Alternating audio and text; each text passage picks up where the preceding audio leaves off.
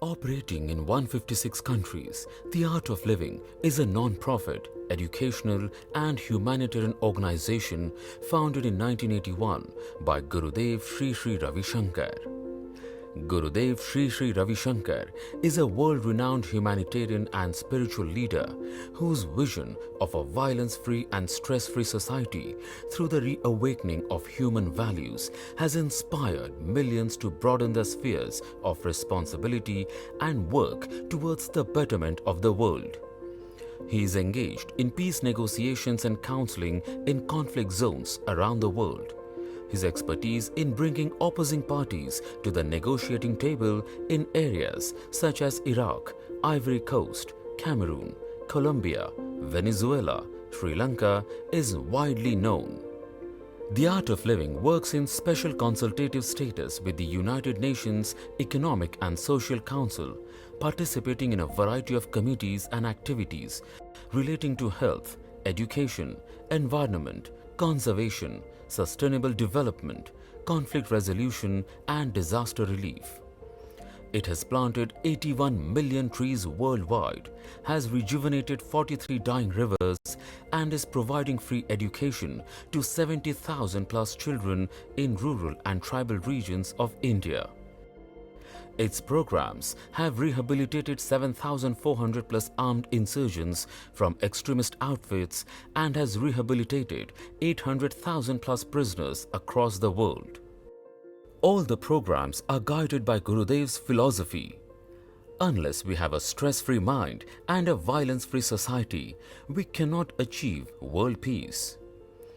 Gurudev has designed self-development programs that provide techniques and tools to release stress, calm the mind, instill confidence and enthusiasm and live much deeper, more joyous life and also combat depression and violent tendencies. One of Gurudev's most unique offerings to the world is the Sudarshan Kriya, a powerful breathing technique that facilitates physical, mental, emotional and social well-being. It has inspired millions to recognize the human identity beyond the boundaries of gender, race, nationality and religion. An estimated 450 million people's lives have been touched worldwide through Art of Living workshops and humanitarian initiatives. With the widespread of coronavirus, there is an increase in anxiety and fear amongst the masses all over the world. Fear of death, loss of jobs, crippling economy, boredom during the lockdown and surge of domestic violence and divorce rates has brought forth many important questions about survival and coping with these very difficult, turbulent times. In such times, the need for meditation and finding an anchor for inner peace and strength has become incredibly important. For the past 7 years, as part of Africa Union Day, Art of Living has been engaging in an annual continent-wide campaign called I Meditate Africa or IMA, which has seen participation by millions of people from 24 plus countries in Africa. During Covid-19 times for the past 2 months, Art of Living has reached out to 140 plus countries, with Gurudev conducting live meditations being joined daily by over 5 million people. This year on Africa Union Day, let us stand together as one Africa, united against Covid-19. We pray for good health in Africa and the entire world. Today, we have Gurudev Sri Sri Ravi Shankar in conversation with Professor Pat Utomi from Nigeria and renowned journalists Roshan Hassamal from Mauritius and Everson Luhanga from South Africa. The conversation will be followed by meditation led by Gurudev. Welcome. As we mark Africa Day, the day of the African Union, it has become a tradition to have the I Meditate Africa event. For the last 7 years, I've had the good fortune of being part of it. And my name is Pat Utomi. I'm an academic and serial entrepreneur and social entrepreneur in Nigeria. I I'm particularly pleased to be joined today by a panel that includes from Mauritius, the lovely island nation of Mauritius, Roshan Hassamal, who is a journalist and will help with some of the questions and comments during the course of today's program. And from South Africa, by Everson, Luhanga, and I am truly looking forward to our opportunity to interact with Gurudev. Ravi Shankar is one of the great spiritual and humanitarian leaders of our time. I have had the good fortune and the privilege of meeting him on several occasions, of spending time at the ashram in Bangalore and traveling even to meditation programs that he has had outside of India, like in Dubai. And I believe that we will get a lot of inspiration from the time that we should spend today with him. So today we're dedicating this I Meditate Africa to Africa uniting against COVID-19. As we often say in Africa, together we stand, divided we fall. So how can we as Africa be united against this pandemic, this scourge that is wreaking havoc across the world? And the privilege of having Gurudev lead us in a meditation as we confront this challenge, I think is one that we are looking truly forward to, along with members of the panel. Hello, good to see you. Nice to see you all. Yeah. For this privilege, I have been joined by a panel, so we can formally get started. I am so pleased that in these 7 years of I Meditate Africa, that we get another chance to be able to find strength in Africa to overcome the challenges of our environment. And as a part of that today, I am joined from around the continent by Roshan Hassani. That's Roshan. Tim Modise. Tim gives us a wave. And by Evans Luhanga. Evans. Wonderful. Now, Gurudev, you have often said that Africa has a rhythm. The rhythm of Africa is, at this time, challenged by the COVID-19 crisis. In the years that you have affected our world through your work as a humanitarian, spiritual leader, and have helped many people overcome stresses to be more effective. Africa has dealt with a variety of challenges, but oftentimes we go like a broomstick. You know, in Africa, we say that a broomstick is easy to break, but when you put many broomsticks together into a broom, a bunch, you can do a lot with it, and it is very strong. How would you advise in going into this challenge of dealing with the stresses, the health issues, the financial burdens that this pandemic has brought about, that Africa can unite and use that inner strength to overcome and prepare for a better tomorrow? This pandemic has completely changed the thinking mindset of the society.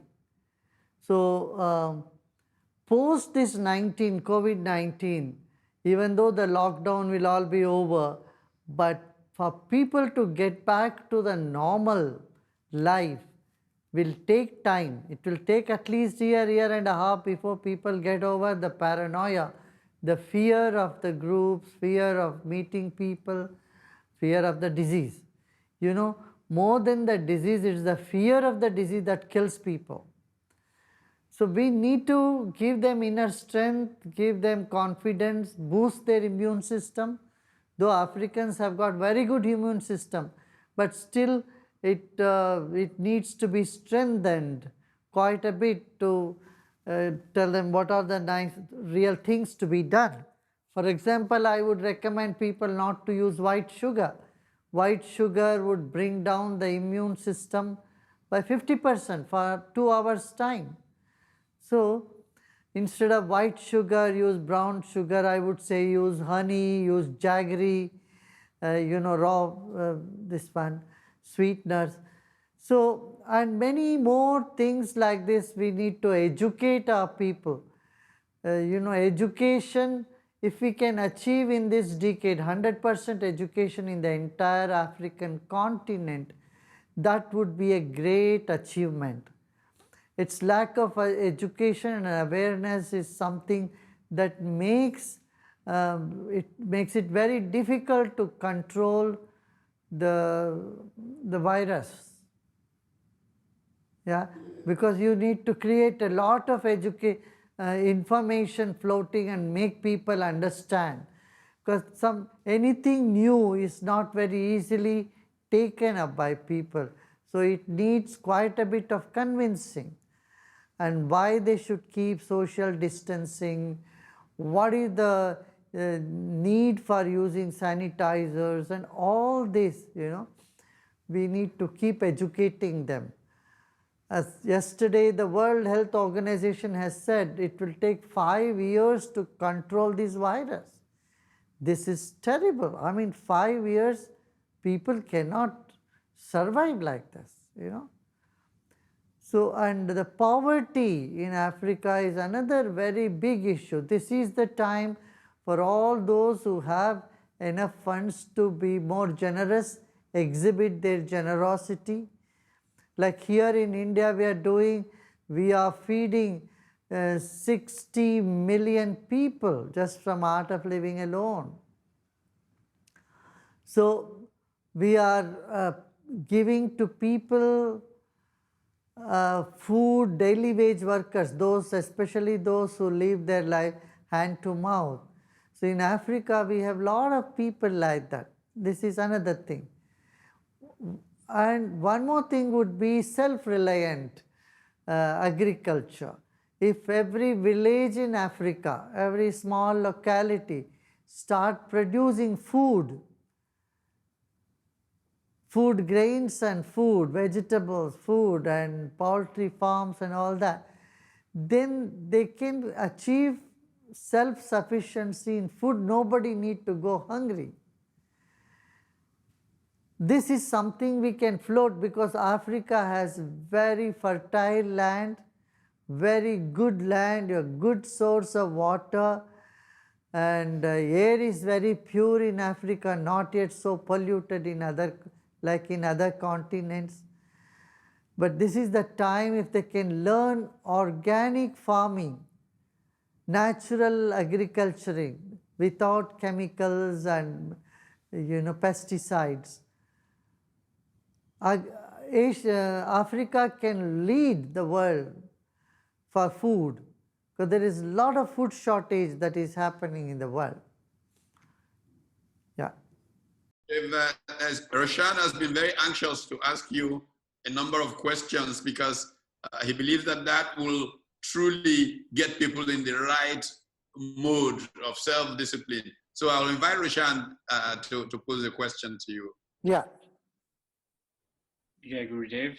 Yes. I still can't believe that I'm speaking to you. So a lot of love from Mauritius to India and also to the rest of the world. And thank you for having time for us. As a journalist in Mauritius, I have observed that there's a report often on the shortcomings that we have faced recently, especially with the COVID-19. And we often point fingers and say people are not respecting social distancing, or authorities, not only in Africa, but around the world, that they're not doing the right thing. or they are doing the good thing also. My thing is, I do not want to focus on what has not been done, but what I want to ask you is, um, there are many people who find it difficult to follow guidelines. Uh, when there's something that is bigger than us, we have to fall in between two lines and hopefully follow instructions that have been given to us, as we are facing now in terms of COVID-19, social distancing, keeping clean, sanitizing, doing what needs to be done. But I feel that there is a lack of discipline and why people find it hard to follow guidelines. I'm not saying this, yes, in Africa, but also around the world. And I reckon that this could, maybe you could enlighten us on how to encourage more people to follow guidelines when there is something bigger than us, so that if something like this happens in the future again, we'll be better prepared to face it. One thing is to make them aware of the dangers of the situation, number one. Give them an idea. The fear factor has to be very clearly spelt out to them. But what would be that if you don't follow these instructions, what would be the outcome? See, unless there is fear, people will not follow rules, regulations. Number one. The second thing is get them know that this will be fine. After some time, this is only a short period of time that we have to go through this.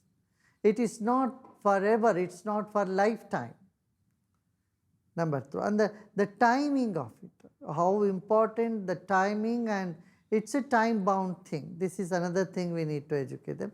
Third one is, see, if a person is stressed or paranoid, he will not follow any rule. No way they can listen to anybody or follow any rule. Because they tension and stress, they don't know what they are doing. They have no clarity of mind.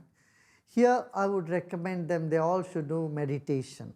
They can do meditation, they can do breathing exercise, they can do many other exercises that can help them to have the clarity of mind. And when they feel calm and happy, they are ready to listen to any instruction. So bringing the calmness to them, to their mind, and make them see the sense is very, very important. Okay. Thank you, Gurudev. And Tim, what do you say in South Africa? WHO predicts 29 to 44 million Africans could be infected in the first year of the pandemic if containment measures fail, with 83,000 to 190,000 deaths. Covid-19 cases in Africa have crossed 100,000 and the death toll exceeds 3. And Covid-19 could become a fixture. Cases in Africa has increased by 43%. While the governments are putting infrastructure and procedures together to deal with this immunity and fight the virus, as it is an established fact that the virus does not pose much risk to people with good immunity. It is scientifically proven that meditation boosts one's immune system. Today, let us meditate and stand as one Africa united against COVID-19. We'll go to Everson now because we challenge with the communication. So again, thank you so much for having us hosting this. Actually to use is we have seen when this COVID-19 landed in Africa, since it hit the shores of Africa,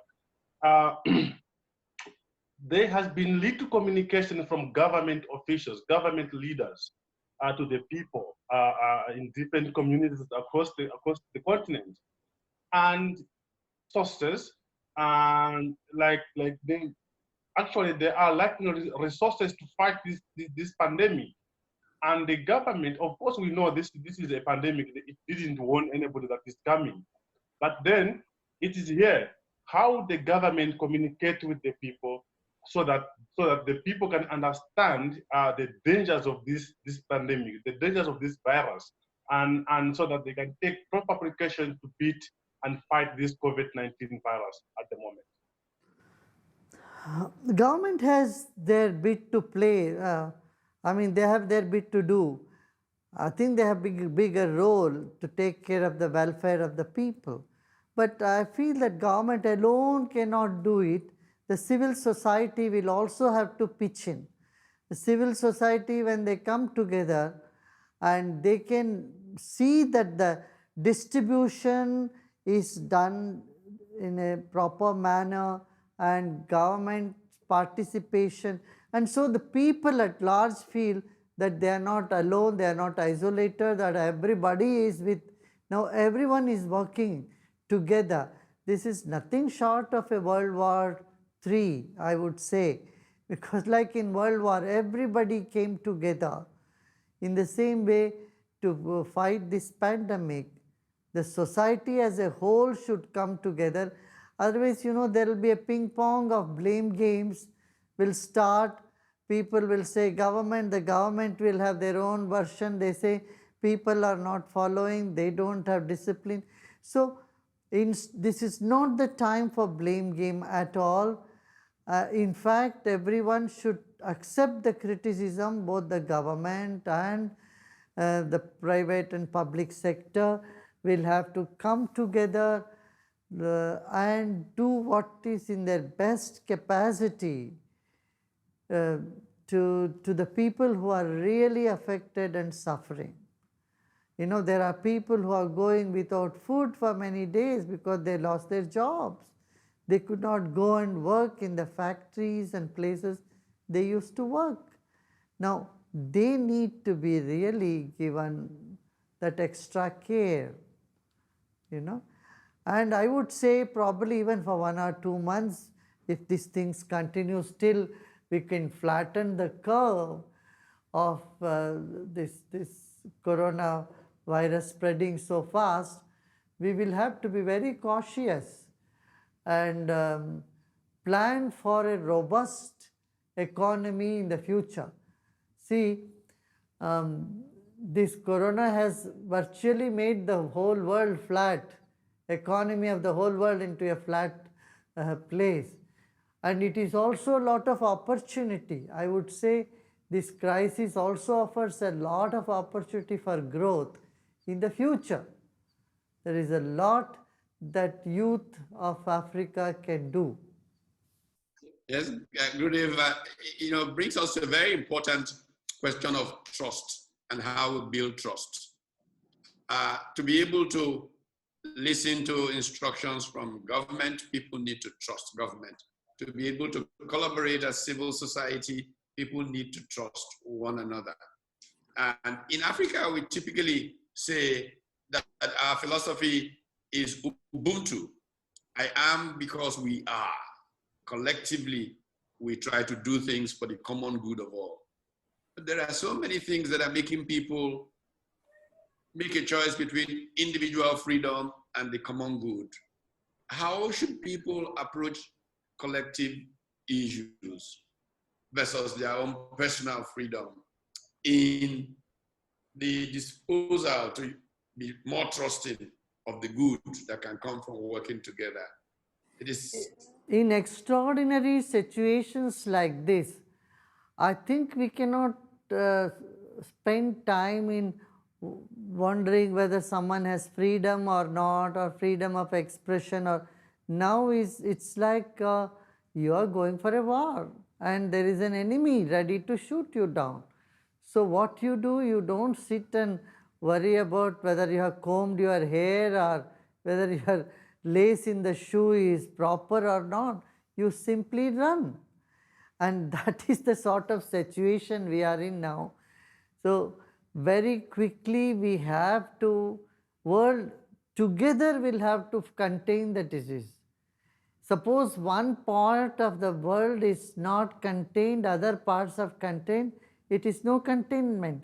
So from here it will all travel to other part. So at once we have to nullify this virus. For this we all have to work together. And we are also here in India working on some natural herbs The moment that comes up about natural herbs, I am sure Africa has a treasure of natural herbs. If we can heal the population by our natural herbs, then we don't sell out our whole wealth and health of the continent, of the world to pharmaceutical companies who make a lot of money out of this, out of all these pandemics. Though there are many conspiracy theories about all this, but I would say this is the time that we all unitedly inspire each other, tell people not to get depressed or become aggressive and angry at someone else. We'll work together as a teamwork. This is not the time for conflict or competition, but this is a time for cooperation. From competition to cooperation we have to go, from conflict to compassion we have to come. So these are the things, if we take in mind, I think we will be able to overcome this, and I see a bright future ahead of this pandemic in the coming years. Anxiety, fear, and worry in these highly uncertain times can further lower one's immunity. It is important for us to be positive and together fight this pandemic. This will soon pass and life will return to normal. Meditation is one way to stay centered, increase immunity, and boost creativity. Harvard Medical School has recommended meditation to deal with coronavirus anxiety. Recently, Google has informed an increase in global online search trend for guided meditation. Let us pledge to build a healthier and stronger Africa, and let us stand as one Africa united against COVID-19. Let us boost our immunity and stay fit mentally and physically. Let us now meditate and experience the inner peace which will reflect in our environment. Okay, Gurudev, we'll return to Roshan, who has another question to ask of you. Oh, thank you again for allowing me to ask another question. During this conversation, we have been speaking about what authorities can do, what civil society can do. But I think one of the most important things that needs to be addressed will be harder to do now. So going forward, I personally feel that there is there will be a lot of shift going towards the inner self of people.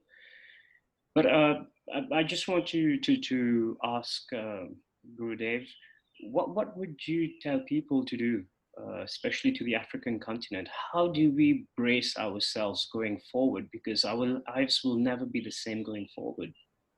I might be wrong. No, you're correct. Going forward, as I said, we have to rethink our economic strategies. We have to be self-sufficient and produce food that we need for each province. I'm not even talking about countries. Each province should be able to grow their food. If any such pandemic comes in the future, we will be able to lock down our each province and still be self-sufficient there. If say suppose some other virus comes up after a couple of years, a few years later, if there is a lockdown, we are not suffering, or the suffering can be reduced to the minimum if we see there is self-sufficiency zone-wise. And this will also help for the urban cities, urban areas to get more breathing space. What is happening now is urban areas are overcrowded. Traffic is so much there. So when smaller cities come up, small localities come up, it is always better. People live in, So this post-19 has opened many avenues of creative economy. There people can agree-based economy, then there could be, software and IT training, and skill training is something that people can have. Africa also needs a lot of skills, training. So driven by this spirit to create something new. I think our continent, African continent, can move faster. As I said, there is hard-working tendencies already there. Africans are very hard-working. The endurance is there. They are stable, mentally very stable. Plus there is a rhythm in them. Natural rhythm is there for Africans. So, but in spite of having all these virtues and enormous natural resources, Africa is still poor. That is very sad. It's very sad to see. With so much resources in Africa and people so hardworking, so good-hearted, very committed, we should be able to uplift the country very fast. One more thing I would say, we must help young people come out of addictions, whether it's drug or alcohol addiction, cigarette addiction, addiction to smoking. This has also caused a great toll on the health of younger generation. I'm talking about younger generation specifically.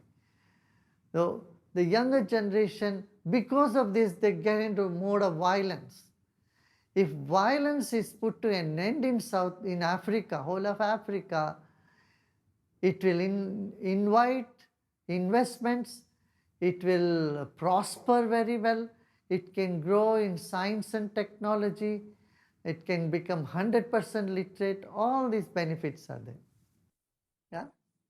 Thank you so much, Gurudev. As we do I Meditate Africa, I guess maybe we need to talk some about meditation and how the peace and calm of Africa can be restored through meditation.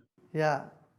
See, meditation is something that brings energy to body and sweetness in our dealing and behavior with people, and your body becomes healthy, your immune system gets boosted, there is clarity in mind, you get good sleep, and then you think very positive, you get very creative ideas. There are numerous benefits of meditation. And especially if we can meditate at a synchronized time, it is even better. And that's why I Meditate Africa will really bring a wave of relief, waves of happiness to people of South Africa. Yeah. Not just South Africa, it's a whole African continent, right? The entire Africa. Yeah. Definitely it can bring the waves of positivity in the entire continent of Africa. Gurudev, would like to invite you to perhaps lead a meditation for Africa now. Thank you so much, Gurudev. Yeah. Let us sit back with our shoulders relaxed, body relaxed. Now let's breathe in and lift our shoulders up to touch our ears if we can, so that our spine is elongated, is stretched, and then bring our shoulders back and we breathe out and relax. Now let's close our eyes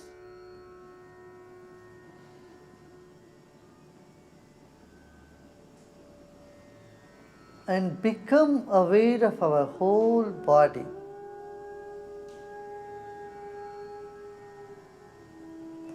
Let us recollect the weight of our body, whatever it is,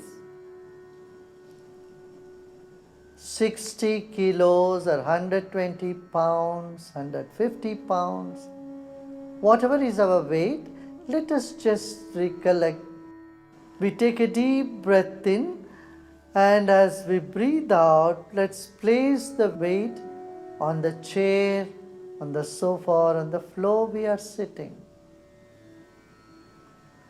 Rather, let us realize the chair we are sitting is carrying the weight of our body. We came into this planet weighing just 5 kilos or 4 kilos or 8 pounds. And today we weigh 60, 70, 80 kilos. Let us honor our own body. Our body is a precious gift to us from nature. Our body has billions and trillions of cells. Let's feel our own body.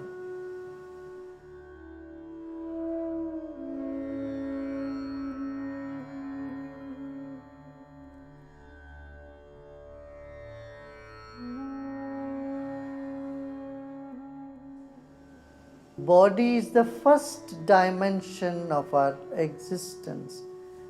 Now let's become aware of the second dimension, the breath. Let's take a deep breath in and let go.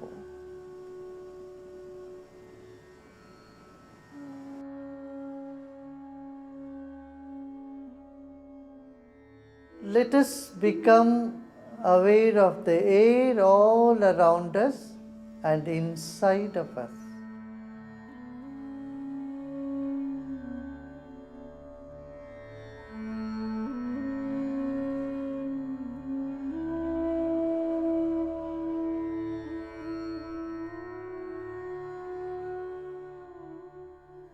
Let's become aware of the air all around us and inside of us. And let's take a deep breath in and breathe out.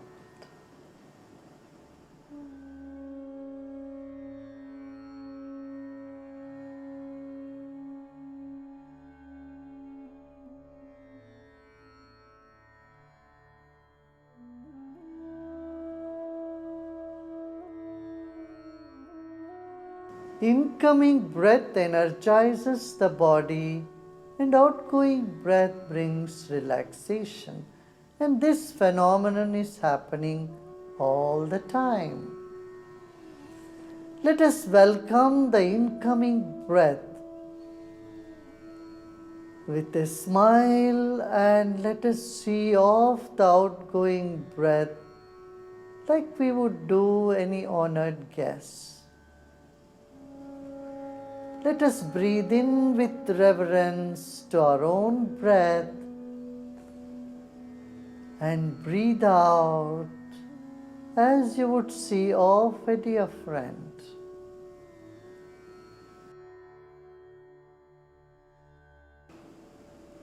Now let us become aware of our mind. Our body is like the wick of a candle and mind is like the glow all around it.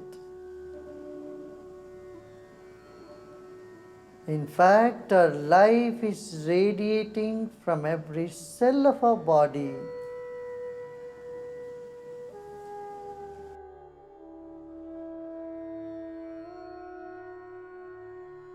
Whatever thoughts are coming in the mind, just let them come.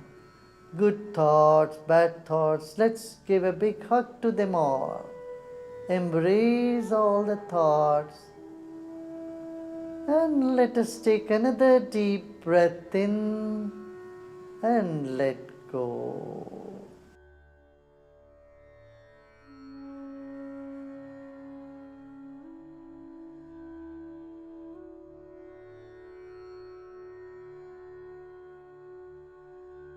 As the body relaxes, the mind seems to be expanding.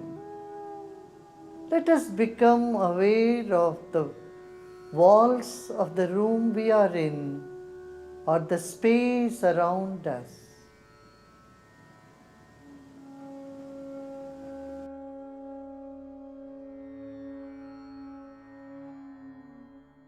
a deep breath in and relax. Let us become aware of the empty space above our head.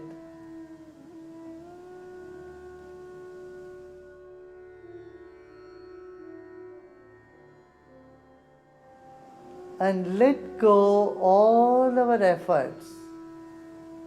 This moment there is nothing to do and nothing to know either.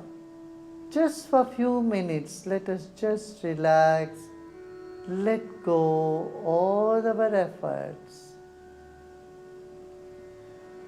Nothing to do, nothing to know. And allow the sound to fill the entire space. Relax into this more and more.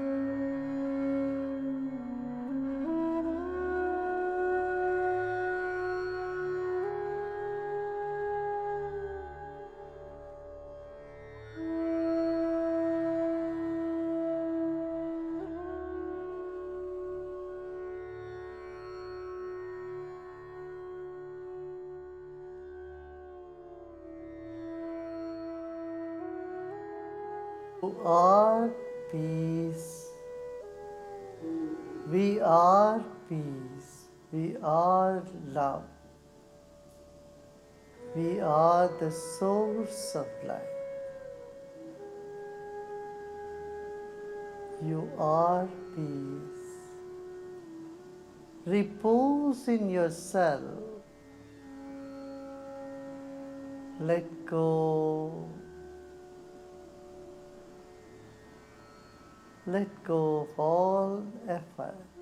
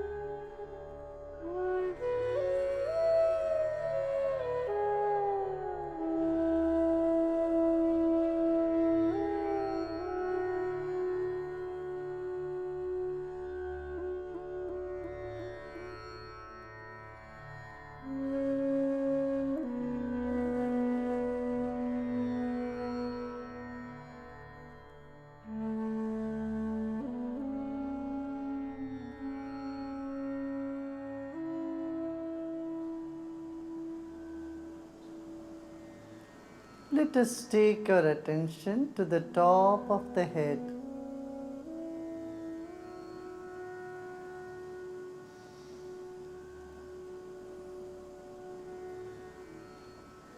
Simultaneously, let us take our attention to our breath. Notice the rhythm of the breath. Our breathing has become very subtle.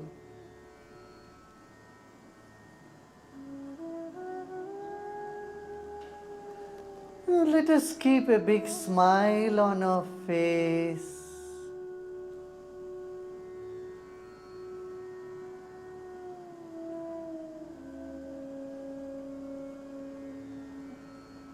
As we smile, all the muscle in our face gets deep relaxation.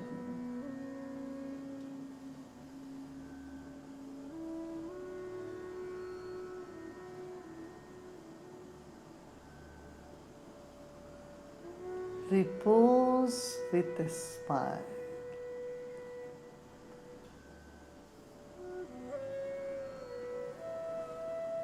Let us repose in ourselves with a smile.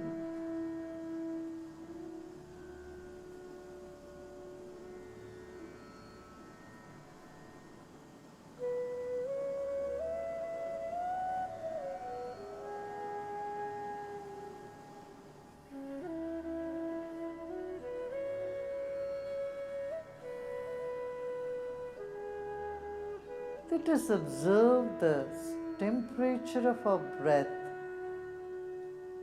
the volume of the breath.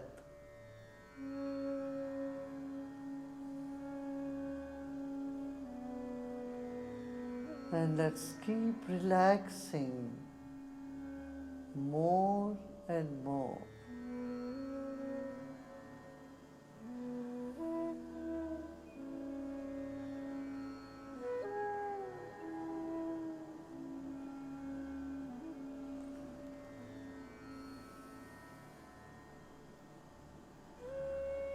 Let our smile percolate to the back of our head.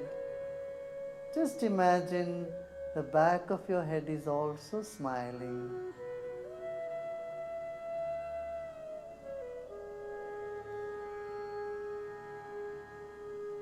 The effect of smile getting into our ears are smiling.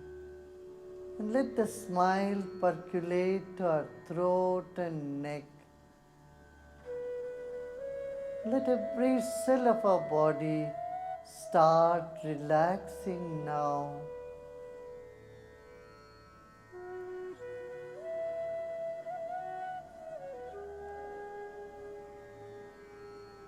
Let them smile, blossom, relax right this moment, as though our whole body is blossoming or relaxing, smiling.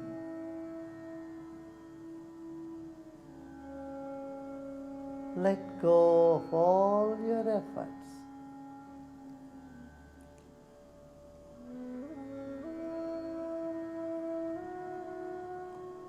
Any tension anywhere, just let it be. If we find some discomfort, let it be for a little while. Let's bear with all the discomfort.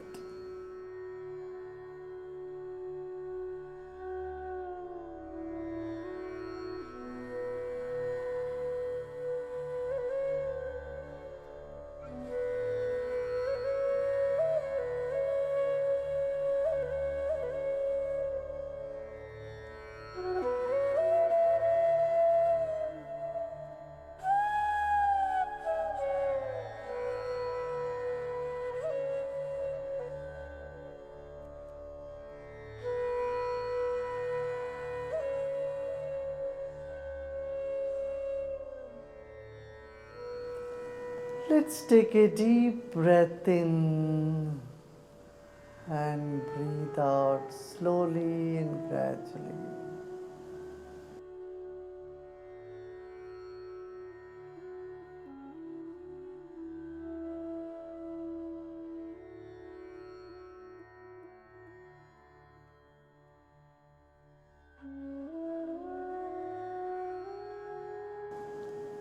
Another deep breath in with a smile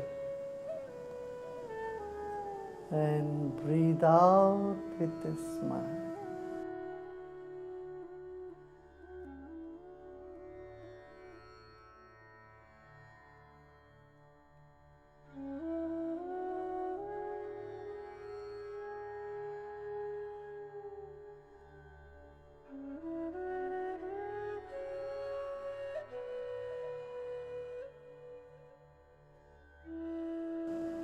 You are peace, you are peace, you are peace.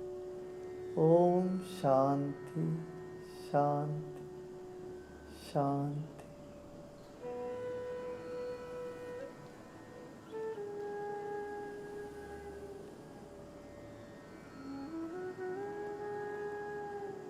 Let's take notice of the temperature of our breath now.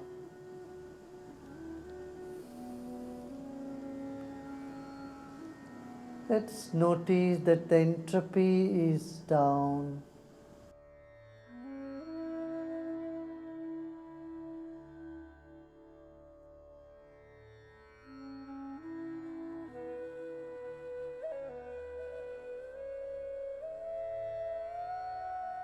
Let us become aware of the space around our body, the space in the room we are in.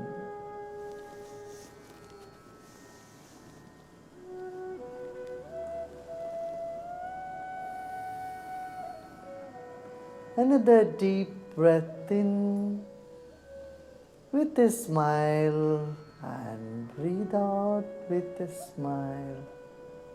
This time let's become aware of the vast sky and millions of stars out there.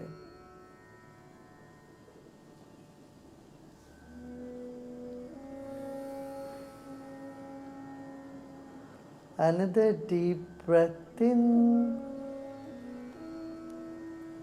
and as we breathe out, let us become aware of our body and surroundings.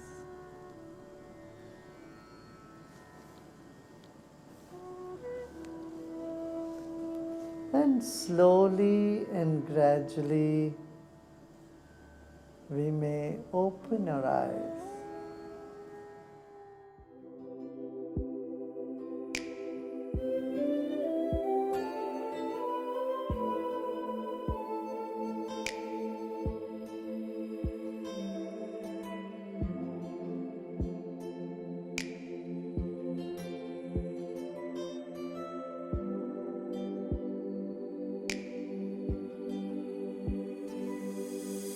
When the unimaginable just becomes inevitable, then true love shall remain. You forgive, love, loving. So maybe just think. What do you feel? Do you believe one world family? No more hiding from the truth. No distance separates me and you. Nature's there watching, God is watching. Let love be real. Yes, I do belong to you, and you do belong to me. We can stay together, love each other, and live in peace. One world, one family. One world, one family. Vasudeva, Kutumbakam. Vasudeva, Kutumbakam. Give some help, give it free. Don't stand humanity.